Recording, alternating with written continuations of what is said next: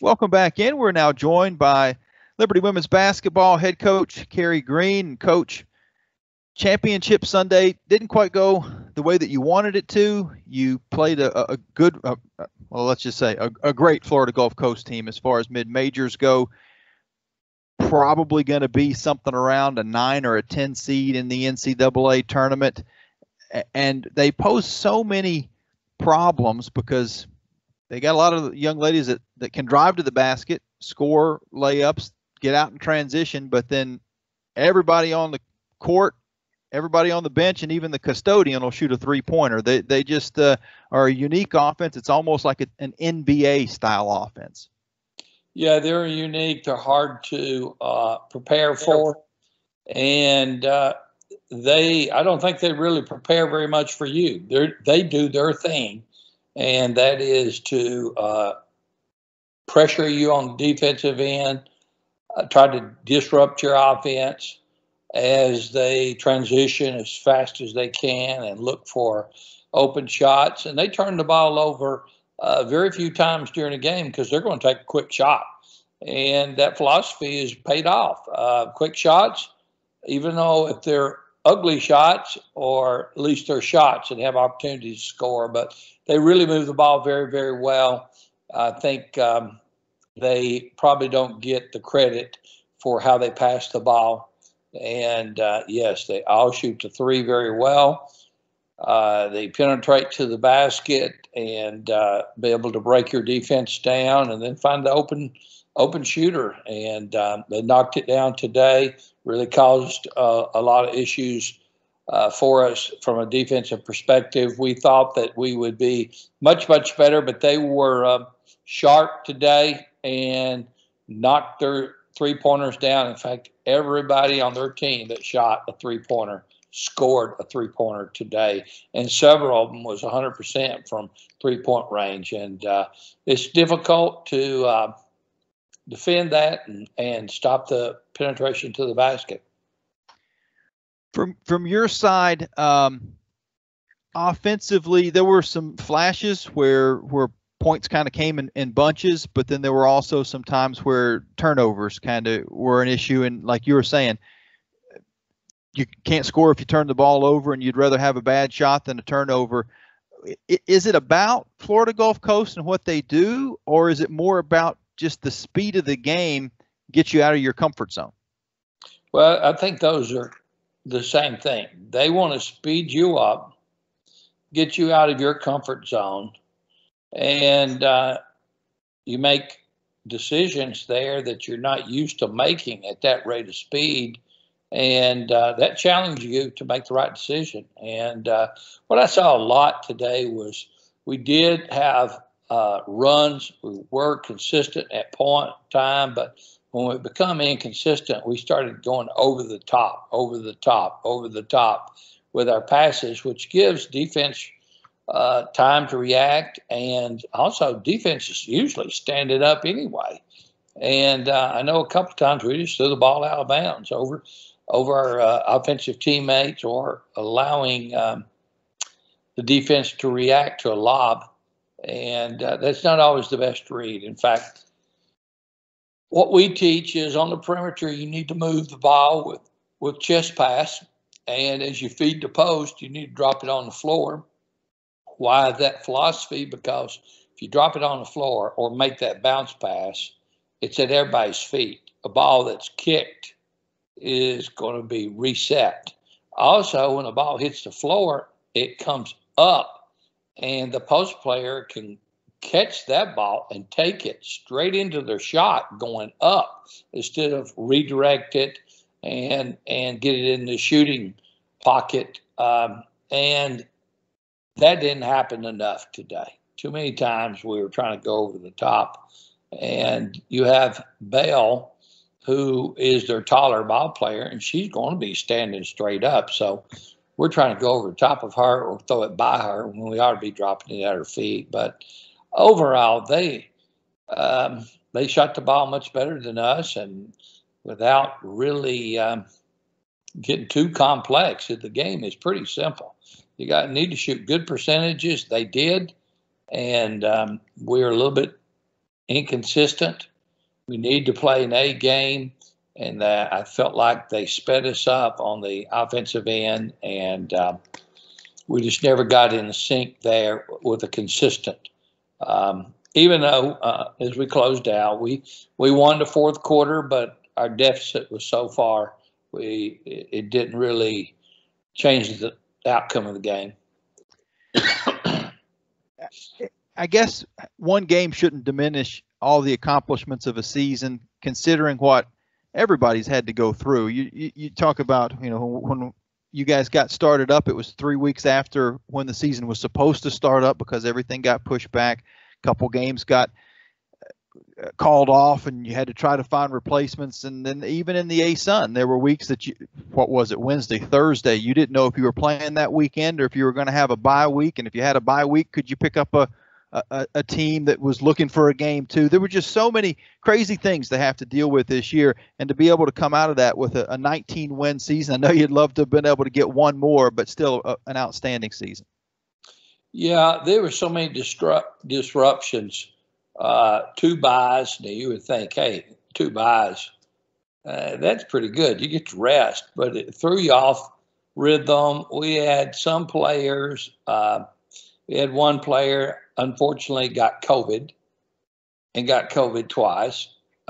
We had several the entire team at one time that was dealing with contact tracing, which every school in the country is going through. I mean, that's what took Duke and Virginia men out. And, those things are real. Those things you have to deal with.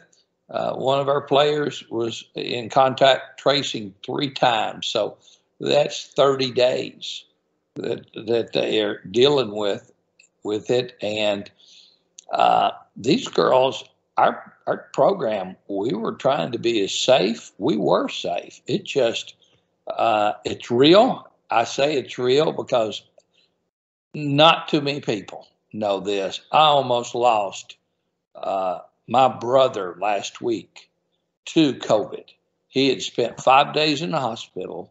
Nobody told me about it. He's an LU graduate, Victor Green, and like I lost him.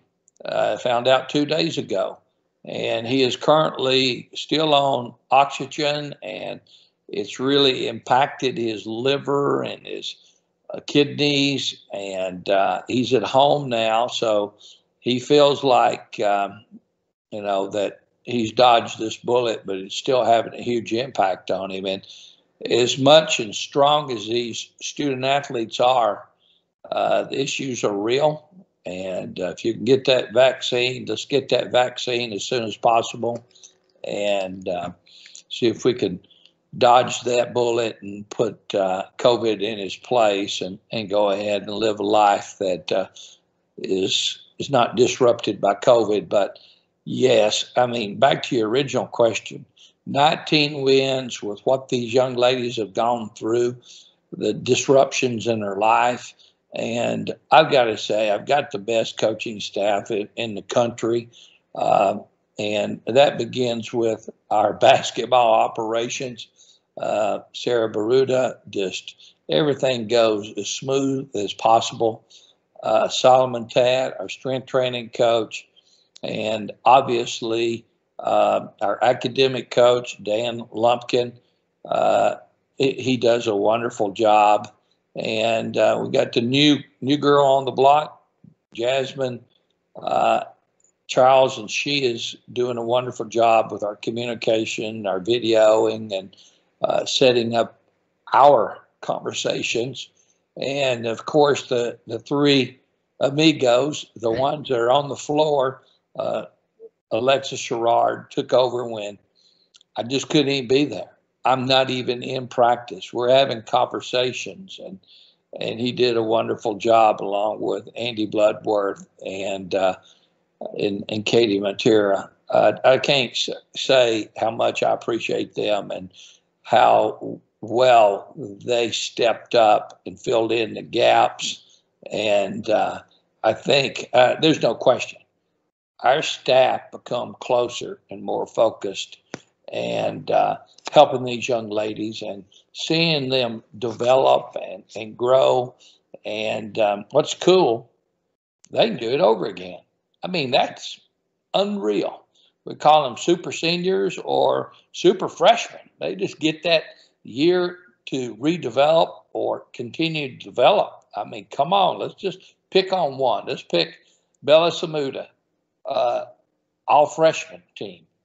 And if she'll continue to improve and get stronger and learn the game, she's got abundance of potential.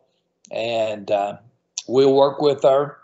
It takes two of us working with her, and she's really willing to work. And that's exciting to see what the future has and be able to invest with them as they develop. 19 wins, yeah, we'd like to have 25, 26, but seemed like 3 or 4 of those losses, let's see, 1, 2, 3, yeah, 4 of those losses that we had were under like 5 points. So good things could have happened, and made a few more free throws. We shot free throws great today, just didn't get to the free throw line. In fact, I think, were we not 10 for 10 against North Florida and 15 for 15 today? So, hey, a team, we got 25 straight. You know, we need to talk to Paul Carmody. That might be a record for a team, 25 straight. I think it may be.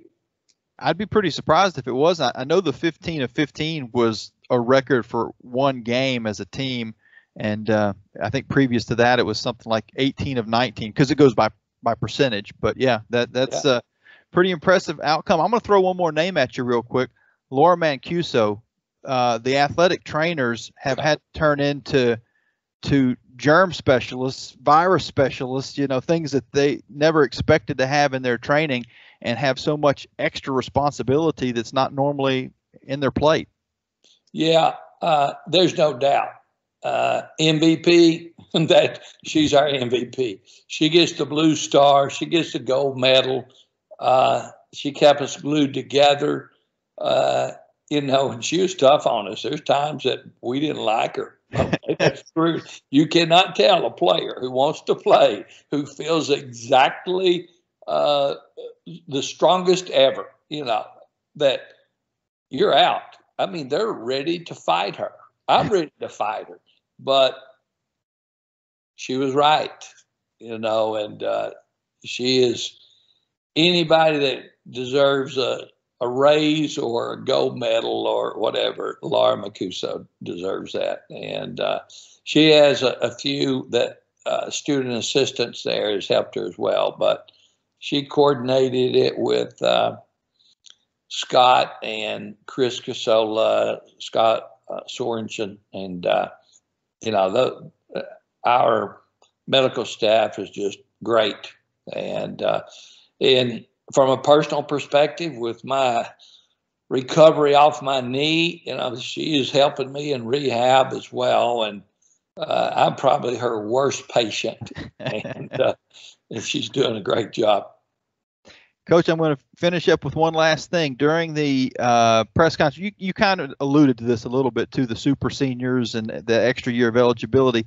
During the press conference earlier, Emily answered the question of, have you thought about coming back next year? And she said, I want to come back next year.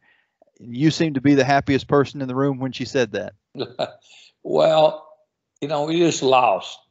There was a lot of good things that happened today. My wife was there. I had 2 grandsons that were there. I have a mom and brothers watching the game on TV. I've got another set of grandchildren and a daughter and son-in-law watching the games. And a lot of good things happened today, and that was one of the highlights of the day. Now, Emily was upset last year when we got put out. And before the season even began, she says, Coach, everybody else is getting a do-over. Are we going to get a do-over? I want a do-over. I want to do this season and do it over again. And before season is even started, she was saying that. And when we got the year wavered, I don't know if there's anybody on our team that was more excited to do the season over with, to do it over. And, you know, she's just a baller. She is just somebody that loves to play the game, and you can tell by the way she plays. And when it comes down tournament time, I think her eyes turn green or something. I mean, she's just a different type of player, and we're certainly excited. And she had told us, you know, Coach, I'm going to come back, you know, and so just to have her confidently in a down, dark moment in her life, say, look, I'm coming back. I want to do this thing over again. And we're excited for her. You know, we want her to definitely walk away with her master's degree, which she can, and have another great year of playing. Because when she came in, she had to set out. She was what I call a paying customer, and people already know. She came to Liberty not on a scholarship, and she was a paying customer, so full paying customer. And, you know, maybe if she saves her COA, you know, after 3 years of that could offset her debt that she's had. But, and she was injured, had back surgery.